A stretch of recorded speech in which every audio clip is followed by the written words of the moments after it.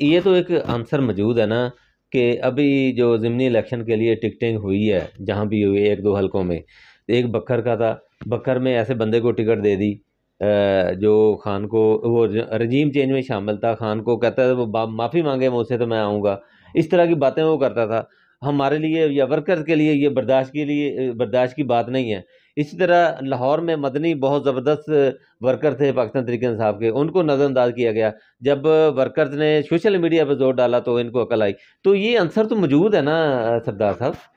देखें सर, मैंने आपका भी वो मेरे ख्याल में वो यूट्यूब पे पढ़ा है। जब ये भांडे वाला के क्या नाम था जो खान साहब के खिलाफ डांडरा डांडरा डांड का गलबान इस तरह का नाम डांडरा है। के भांडे वाला जो भी दांदला के पता नहीं क्या नाम है, आजादला अजीब सा। नाम नाम ही नहीं उसका आता मैं। और उस बंदे ने इतना बड़ा जुल्म किया, यानी रजीम चेंज के बाद जो लोग खान साहब के साथ नहीं खड़े, वो मैं कहता हूँ कि हम अगर कारकुन उनको देखना नहीं मानते, अगर मैं देखना नहीं मानता एक आम कारकुन हो, तो मैं तो मेरे से सीनियर कारकुन बेशुमार हैं जो पार्टी के लिए क्या क्या कर रहे हैं। तो मैं चाहता हूँ कि जब कारकुनों ने आवाज़ उठाई है, आप जैसे लोगों ने आवाज़ उठाई है, सहाफ़ियों ने, वो खान साहब तक बात पहुँची, बाद में पता चला जी ये तो इन्होंने इधर बैठ के फैसला कर लिया। भाई क्यों किया फैसला? तुम कौन होते हैं फैसला करने वाले? अच्छा, फिर दूसरा जो मदनी वाला आया, और मदनी इतना ज़बरदस्त, आपने सोशल मीडिया पे भी देखा, उस बंदे को बोलते हुए देखा, लड़ते हुए देखा, पुलिस के साथ मुकाबला करते हुए देखा, और उसका टिकट इन ज़ालिमों ने छीन लिया और जीता हुआ बंदा। इसी तरीके से ये इतना जुल्म कर रहे हैं इस वक्त, यानी कि इनको, अच्छा जुल्म क्या कर रहे हैं, मैं जो इनको समझाऊँ, मैं इनका सबको मैं जानता हूँ अभी, वन बाय वन सबको मैं जब पहचान चुका हूँ। असल में ये जो लीडरशिप है हमारी बाहर है, एक तो है नहीं लीडर, चेयरमैन ज़रूर एक है, लेकिन तकरीबन जो जितने भी ये कोर कमेटी के सारे ही लीडर हैं।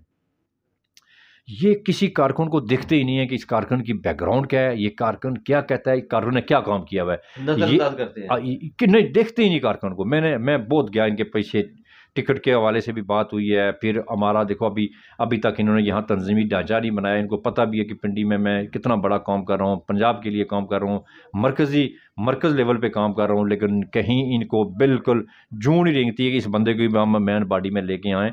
और फिर जो बंदा पैसा अपनी जेब से लगा रहा है, अपना कारोबार, दुनिया की हर चीज़ छोड़ के पार्टी के पीछे 24 घंटे में से मैं वो टाइम लगाता हूँ जो मैं सो सकता हूँ। तो बाकी हर चीज़ लगाई है, लेकिन ना ये सीवी देखते हैं बंदे की कि इसका रिकॉर्ड क्या है पिछला, ना ये पूछते हैं बंदे से कोई भी।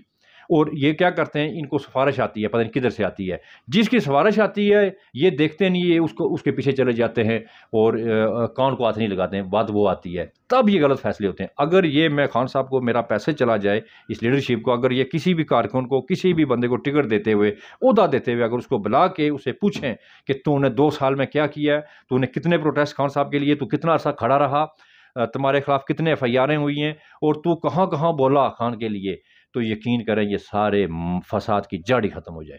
अच्छा, आपने, आप पे पर्चे भी हुए, आपको गिरफ्तारियां भी हुई आपकी, तो आपको डर नहीं लगता? यकीन करें कि डर लगता था। कब लगता था?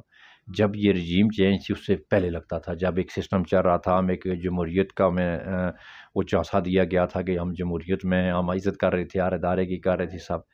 अब इन इदारों की, इन लोगों की सुन के हमारे अंदर से डर, खौफ क्या, हम समझते हैं कि भई हमारे जीने का मतलब ही कोई नहीं है। अगर खान साहब को, और ख़ास करके जो हमारा इन्होंने मैंडेट चोरी किया और खान साहब को बेगना इन्होंने बंद किया, भई ये 2 चीज़ें हैं। देखो, बाकी अगर खान साहब ने कोई गलती की है तो ठीक है, उसका तो आप करें ओपन ट्रायल पे, उनके हाई कोर्ट में ले आएँ, सुप्रीम कोर्ट में ले आएँ, जो मर्ज़ी आप करें उनको, लेकिन उनको कम से कम जेल से तो निकालो ज़ालिमो, क्यों ज़ुल्म कर रहे हो? ये चीज़ें देखकर यकीन करें कि एक मेरे अंदर नहीं, इस अवाम के अंदर, इस कारकुनों के अंदर ये डर खौफ ख़त्म हो चुका है। अगर डर है तो किसी लीडरशिप को होगा हमारी, किसी ओहदेदार को होगा, किसी और को होगा कि हमें टिकट नहीं मिलेगा, हम हार जाएगा। कारकुनों को, अवाम को डर नहीं है। और उस दिन से ये अदारों को मैं कह रहा हूँ कि उस दिन से आप डरो कि जिस दिन ये अवाम बाहर निकल आएगी, खुदा की कसम तुम इस अवाम को नहीं संभाल सकोगे। मैं कल पेशावर में था, तो पेशावर में बहुत सारे लोगों से बात हुई इस सिलसिले में। तो वो तो सर पे कफन बांधे फिर रहे हैं। मुझे ये बताएं सर, डॉक्टर साहब, एक लेटेस्ट परसों हमने 2 दिन पहले यहाँ एक प्रोग्राम ऑर्गेनाइज़ किया था।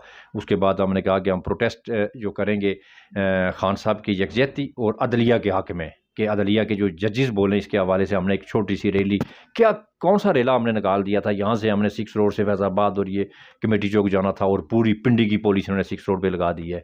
और वहाँ चलो हमारे जो बंदे थे हम गए, और फिर जब उन्होंने हमें रोका है तो हमने कहा ठीक है यार, हमने पूरा मन यहाँ एहतजाज करना था, अगर आप नहीं करने देते तो ठीक है हम पहले चले जाते। उसके बावजूद जब हम वापस हुए तो उन्होंने पकड़ दकड़ शुरू कर दी है, हमें हमें भी उन्होंने गिरफ्तार भी कर लिया है। लेकिन ये जब वो गिरफ्तार करके छोड़ते हैं, पहले भी मेरे पे पर्चे हुए, इसी तरह रैली पे हुए हैं, तो यकीन करेंगे और मोराल बढ़ता है और गुस्सा और जाता है इन पे। अगर ये ना गिरफ्तार करते, छोड़ देते, तो हमें ना हमने मीडिया से कोई बात करनी थी, ना कोई इतना गुस्सा आना था। इन्होंने पकड़ के वहाँ बंद रखा तो हम मज़ीद गुस्से में हो गए, और हम मज़ीद हमने अल्लाह ने जग कर दिया कि हम अभी पीछे नहीं हटेंगे, बल्कि पहले से ज़्यादा फास्ट पे काम करेंगे आपके पीछे।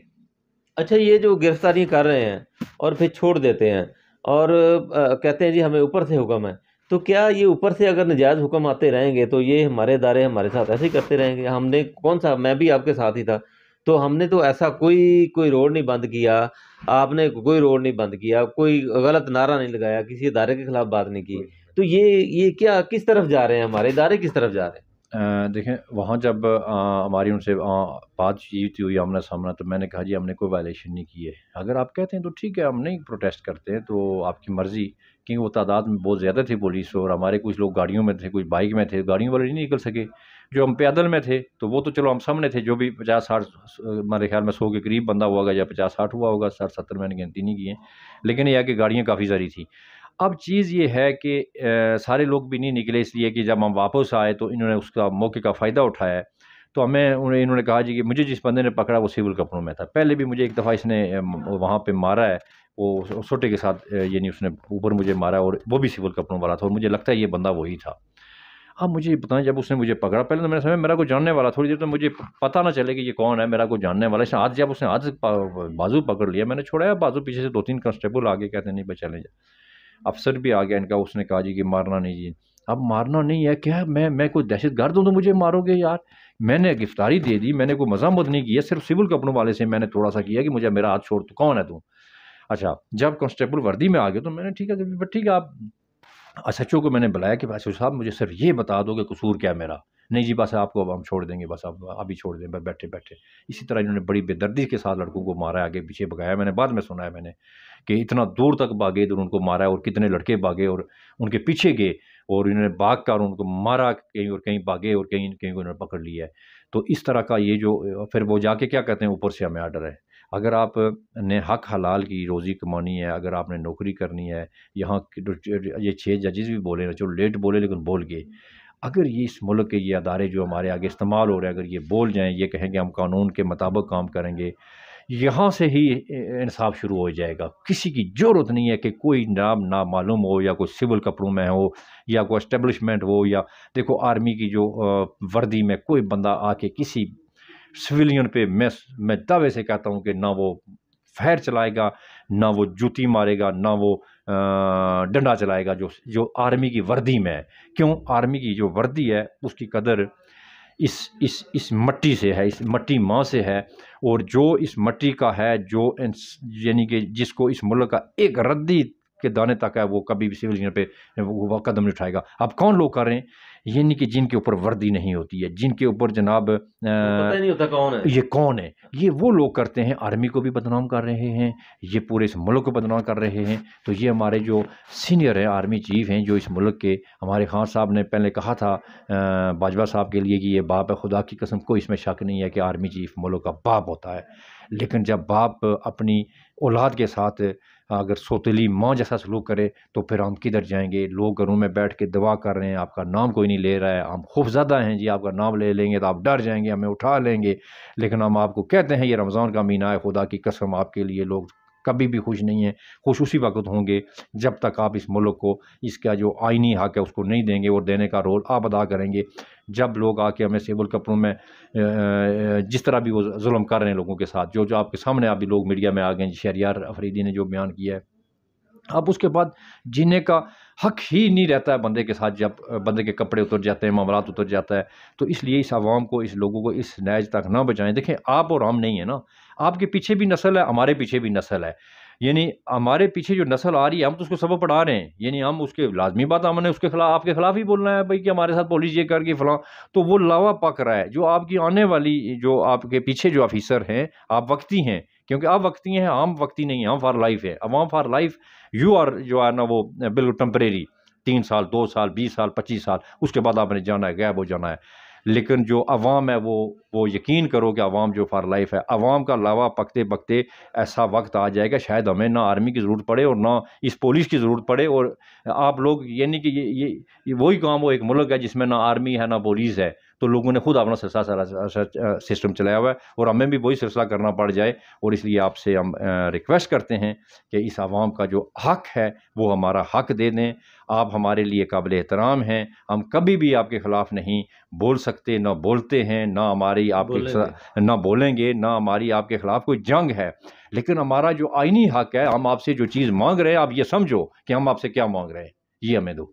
जी नाज़रीन, ये आपने देखा यहाँ पर एक नज़रिया पेनिट्रेट कर रहा है वर्कर्स के अंदर कि हमें अपना हक़ दो। अपने हक़ के लिए तमाम वर्कर्स, तमाम रहनुमा जो हैं वो उठ खड़े हुए हैं और उठना भी चाहिए। ये वर्कर्स ऐसे वर्कर हैं जो कोई गैर कानूनी काम नहीं करते। इनकी गिरफ़्तारी हुई, मैं भी साथ था, मेरी भी गिरफ़्तारी हुई और मेरे जो इंस्ट्रूमेंट थे सोशल मीडिया से मुतल्लिक़ वो भी छीन लिए गए।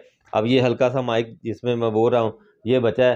तो बात करने का मकसद ये है कि ये जो वर्कर किसी किस्म की वायलेंस नहीं करते। वीडियो भी डिलीट कर दी है मेरी, तो इनकी भी वीडियो डिलीट कर दी हैं। इनका मोबाइल चेक हुआ है, मेरा भी चेक हुआ है। अब इस तरह का चेक हुआ है, इस तरह चेकिंग वो कर रहे थे जैसे कोई दहशतगर्द है। जिस तरह के हमारी वीडियो जो है ना वो दहशतगर्दी में मुलव्वस है।